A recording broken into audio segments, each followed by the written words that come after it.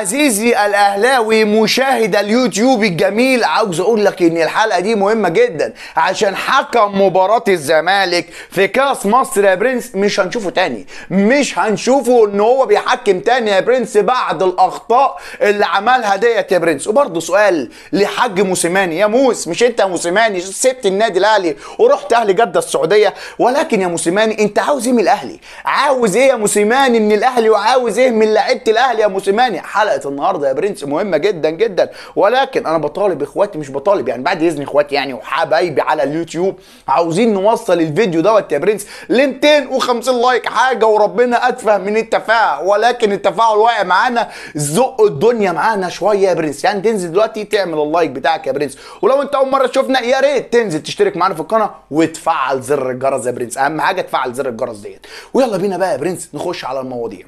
طلع يا برنس اخبار مؤكده من لجنه التحكيم المصري يا برنس بتاكد ان هيتم ايقاف وليد عبد الرازق لمده شهر بسبب الاخطاء الكارثيه اللي عملها في ماتش الزمالك وبروكسي في دور ال 32 في كاس مصر. طلع كده يا برنس البيان بالظبط يا برنس.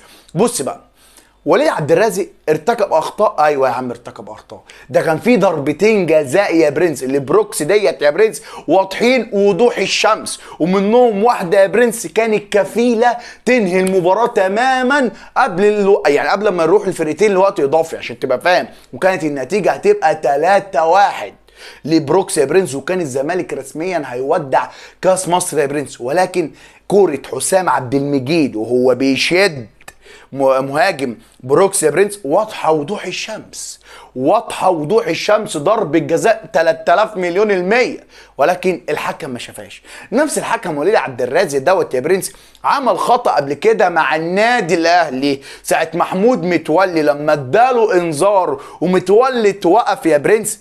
امبارح حصل نفس الموقف مع بروكسي ومع لعيب من البروكسي ولاعيب من نادي الزمالك يا برنس، الاثنين لمسوه كده اهو يا برنس، وهو ما طلع لهمش ولا انذار حتى، ولكن الحكم دوت كان ما تفهمش ماله مال الاهلي. ولكن ما علينا يا برنس، ده الخبر بتاع الموضوع دوت. ايه بقى موضوع موسيماني؟ بص بقى، تقارير وانباء وكل حاجه عاوز زي ما انت تقول ان في السعوديه في اهل جده ان عمك موسيماني او جدك موسيماني دخل على اداره اهل جده، السلام عليكم وعليكم السلام بنسيوره مش عبد الله ازاي ديت، قال له بقول لك ايه يا عم الاداره، ما تجيب لنا كده علي معلول من الاهلي. قال له ايه؟ قال له كده كلم اداره الاهلي، خش مفاوضات هات لنا علي معلول، طالما احنا ما عرفناش نجيب بيرسي تاو او لسه بنتكلم على موضوع بيرسي تاو وعبد المنعم، بالمره خليها علي معلول. ايه يا موسيماني؟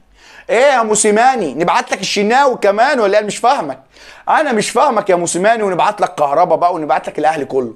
ما موسيماني حاطط عينيه على لعيبه الاهلي كلها، عاوز عبد المنعم، عاوز بيرسيتاو، عاوز علي معلول، ده لغايه دلوقتي، ده احنا لسه بنقول يا هادي، ده لسه اما نخش بقى في الجد بقى والانتقالات الصيفيه والليله ديت والانباء ده كله، هي الموضوع هيبقى بجد، والفلوس وساعه الكاش كله هيبقى ببلاش. عمك موسيماني داخل وعينيه على علي معلول، عم موسيماني كبر وانطر حوار علي معلول وحوار لعيبه الاهلي ده يا موسيماني. ماشي يا برنس، نخش بقى ايه على الاهلي وعمك كرر، جدي كرارير، وهم كلهم خلاص جدي موسيماني وجدي كرر. نخش على كرر يا برنس. كرر خلاص يا برنس وافق على موضوع محمود عبد المنعم مدافع فيوتشر.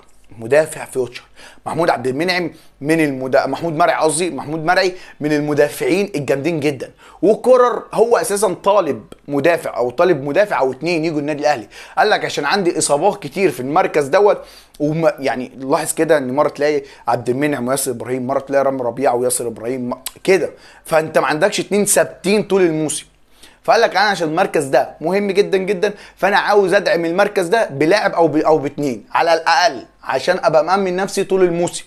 ماشي، قال لك وممكن نخش ندخل محمود متولي في مرعي يا برنس، نودي متولي فيوتشر ونجيب مرعي النادي الاهلي. قال لك عشان متولي اصاباته كتير مع الفريق وانا عاوز لعيبه تبقى معايا طول الموسم. والصراحه متولي لعيب جامد جدا ولعيب كويس جدا ولعيب بص مكسر الدنيا وكل حاجه، ولكن اصاباته كتير، فعشان كده كرر وافق على موضوع محمود مرعي يا برنس بتاع فيوتشر.